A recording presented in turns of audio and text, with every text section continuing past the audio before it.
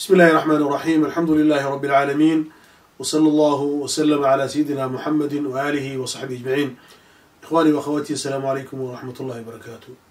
كلمة وحنقوم قعدرني التوصيف الشرعي للأحداث. dhibaatooyinka Soomaaliya ka dhacaya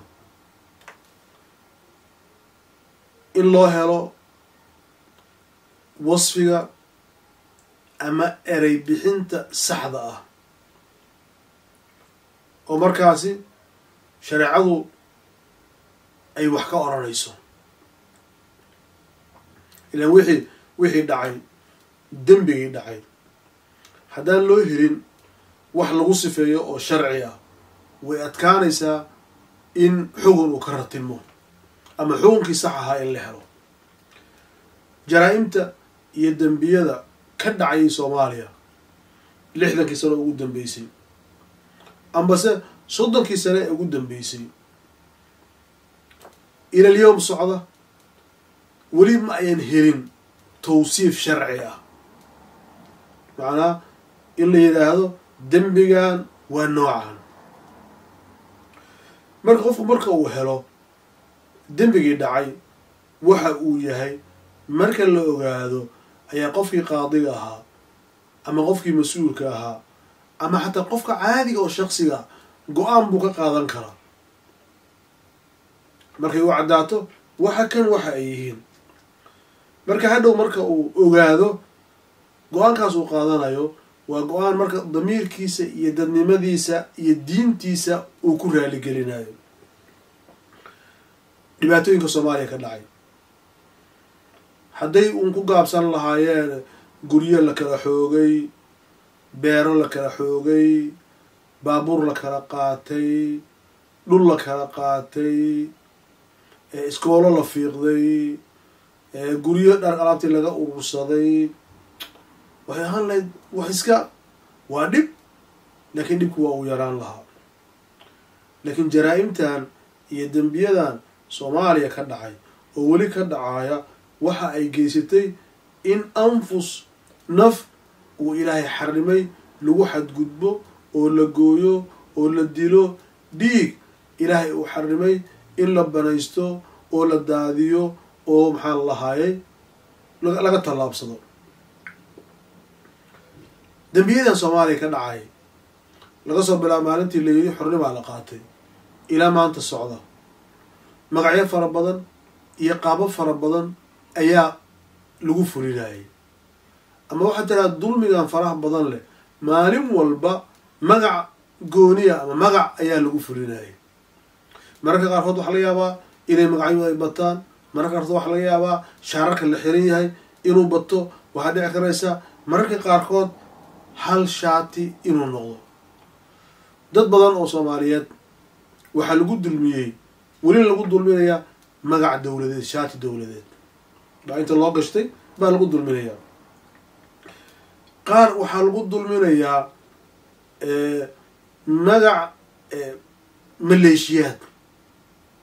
magac maleeshiyaad oo intay is urursadeen wax booba oo wax dhaca ayaa dadka lagu dulminayaa. mararka qaarkood dadka waxaa lagu dulminaya, weli lagu sii dulminayaa umaraa ul xarb, maxaa lalahay kooxyo, maxaa lalahay madax amase dad maxaa lalaha kooxo intay urursadeen nooc min algaangis u shaqeeya ayaa lagu dulminayaa. dadka qaarkood waxaa lagu dulmiyey magac xukuumadeed baa lagu dulmiyey, weli lagu dulminayaa. qaar waxaa lagu dulmiyey dowlad goboleed waxa la yidhaahdo ayaa lagu dulmiyey. qaar waxaa lagu dulmiyey magac diimeed oo ururo diime ay qaateen ama qofkii dan kale. qaarkood waxaa lagu dulmiyey ama weli lagu dulminayaa magac qabiil oo ah annaga reer hebel baa nahay, meesha annagaa degan, annagaa u fara badan, annagaa u xoog badan, ciddii warkeena waysa diida waan ku xadgudbaynaa dhiiggiisii maxaa la. marka maalin walba marka waxaa laga yaaba marka qaarkood qofkan wax dulminaya in uu asaga keligiis ay ka timid, laakiin shaad kaleeta uu gashanayo daa'iman wa abadan. sababto nidaam in wax la dulmiyo ogolaanaya ma jiro, qabiil inay isu tagtay oo inay wax dulmiso ogolaanaysa ma jirto, culimo iyo wadaad intay isu tagaan oo ku heshiiyeen dadka inay dulmiyaan ma jiro.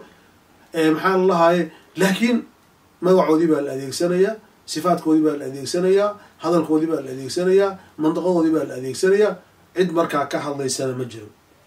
marka tawsiif sharciga loo waayey oo la yidhahdo war dembigaa noocaan weeye, war arrinkan noocaan waaye loo waayey, wax walba way isdhex galeen. marka waxaa isku milmay oo aan la kala garanaynin ninka daalimka ah iyo ninka madluumka ah. aan la kala garanaynin ninkii muxiq ahaa ee xaqa lahaa iyo kii mubdilka ah ee xoolo uusan lahayn iyo dhiig uusan lahayn raadinayay. waxaa isdhex galay kii maxaa lahaayey wax tumaayey ama jallaadka ahaa iyo kii daxiyadaha. qof galdan waa la kala garan waayo.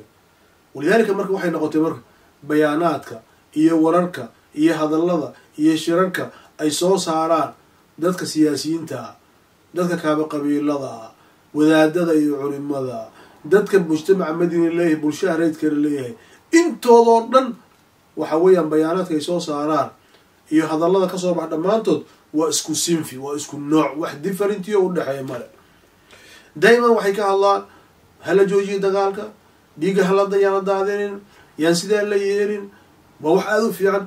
laakiin marna oran maayaan war ninkaana waa muxiq oo waa ninkaan xaq buu leeyahay, ninkaana waxa weeyaan waa mubdil. marnaba weli lama hirin in la yidhaahdo war ninka kan waa daalim, ama qabiilkan waa dhaalimiin, ama dowlad goboleedkan waa dhaalim, ama xukuumadda xataa nafteed waa dhaalimad, qofka kana waa madluum oo lagu xadgudbay. marka sidaa daraaddeed marka nin walba marka kii dhaalimkaha, kii kaleeto, kii wax dulmiyey, kii wax boobay, nin walba waa farxsay. sababta waxaa cidna lama sheegin waxaa la dulmiga hala joojiyo. okay, dulmiga hala joojiyo waa fiican tahay. war ummadii aan lagu xadgudbin waa hadal aada u fiican. war dhiiga xaraamta yaa la daadin waa wax aada u fiican. waa wax maxaa lahaayey soo garmaysa. marka wixii wax bay noqdeen marka hebel la garle, hebel la garle, hebel la garle, hebel la garle. oo markaa waxa weyaan qofkii marka dulmiga waday maadaama uu waayey cid tiraahdaa istaag, ama xukuumad ha noqoto, ama dowlad goboleed ha noqoto, ama qabaa'il ha noqoto, ama hadduu wadaad ha noqdo, ama qofxu doono ha noqde, nin walba waxa weeyaan waxa dulmigiisii waa u wadaa oo maalin ka dambaysa wax ka xun ayuu samaynaya. marka sidaa daraaddeed marka inta badan marka waxaa dhici karaysa qofkii madluumka ahaa inuu waayo cid u gargaarta, qofkii maxaa daxiya la dhibaato geliyey inuu waayo cid tidhaahda wax kan. weli waxaan wadaadada ama soomaalida ama ummadda oo dhan weli iskuma itifaaqeen war waxa waddankan ka socda maxay yihiin. ma fidna, ma jihaadba, ma qofku inuu maxaa lahay saa'il oo kusoo weeraray oo iska dhicisaa, haddaad iska dhiciso guriga uu kugu soo weeraro maxaa lahay xukunkiisa muxuu noqonayaa. haddii isagoo magaca qabiil wata mandaqadaada kusoo duulo haddaad iska dhiciso shareecadu maxay ka qabtaa. ila alaana iyadana xal looma helin. ilan marka mataqaanaa ilaan haddii wixii ay dhacaan oo qofkii la dulmiyey ama dulmiga tirsanayay uu og yahay oo ummaddu ay u sheegtay, diinta macnaa culimadu ay u sheegtay, oo waxgaradka ay u sheegeen in wax kan haddii ay dhacaan ay dulmi yihiin uu og yahay, marka wuxuu qaadan lahaa maxaa lahay tallaabo maxaa lahay uu isku difaacaya dhici lahayd. istiraadeed marka inuu kii dhaalimka u muuqdo nin maxaa lahaa nidaam fulinaya, kii madluumka u muuqdo nin aan maxaa lahay gardaran, ama ninkii dhaalimka u muuqdo inuu xaq uu leeyahay. marka dulmiga ugu weyn ee soomaaliya ka jira, dulmiga ugu weyn ee soomaaliya ka jira waxa uu yahay in waxaasoo dhan hal sanduuq lagu wada shubay, waxaasoo madaalim oo dhacay dhammaantood aan la kala saarin. in dhaalimiintii iyo maxaa lahay iyo madluumiintii hal sanduuq lagu wada shubay oo salla waaxida lagu wada riday oo cid maxaa lahay ka duwan ayaan jirin. marka sidaa daraaddeed marka waxaa isdhex galay wax walba, wixii wanaagsanaa ee wixii xumaa baa isdhex galay. marka macquul maaha marka in dhibaatadan ay socoto, macquul maaha inaan xad loo helin, macquul maaha inay waxaan ay iska sii socdaan iyadoon tawsiif sharciga aan loo helin waxa waddankeeni ka dhacaya. marka dadka culimada marka ahlu cilmiga waxaa waajib ku ah inay ilaahay subxana wa tacaala ka baqdaan oo wax kan socda ay ummadda ay u caddeeyaan. ma khasab maha iyagu inay wax fulin karaan ilaa gacantooda waxu kuma jiraan, laakiin ummadda inay u caddeeyan yidhahdaan war waxa kan waa dulmi.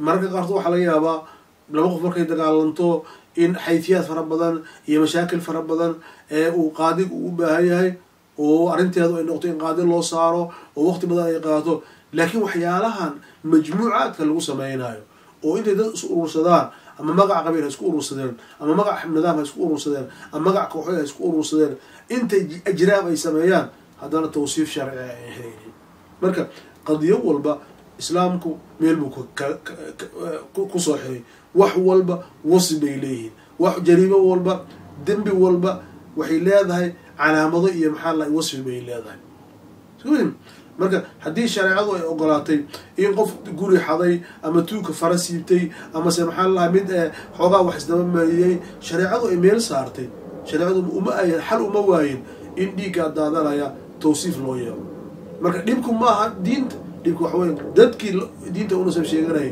ama dadkii ahlu xaqli dadkii coqolada ahaa ama dadkii ummadda horjooga u ahaa taa marka waxa ay keentay